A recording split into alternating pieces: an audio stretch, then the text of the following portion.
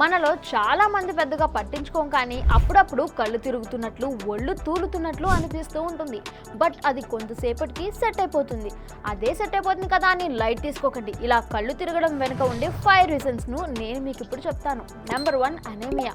మన బాడీలో blood levels బాగా తగ్గిపోయినప్పుడు ఈ రకమైన సిచ్యువేషన్ను మనం చూస్తాం. రక్తం తక్కువైనప్పుడు బ్రెయిన్కు సరిగ్గా ఆక్సిజన్ అందక ఇలా జరగచ్చు.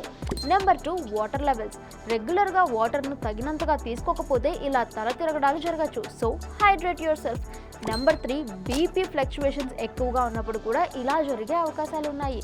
నెంబర్ 4, షుగర్ లెవెల్స్ బాగా తగ్గిపోవడం, అంటే హైపోగ్లైసెమియా వచ్చినప్పుడు కూడా ఇలా జరగచ్చని డాక్టర్స్ చెప్తున్నారు. నెంబర్ 5, మైగ్రేన్ హెడేక్ రావడం, సరిగ్గా నిద్ర లేకపోవడం కూడా కళ్ళు తిరగడానికి కారణం కావచ్చు.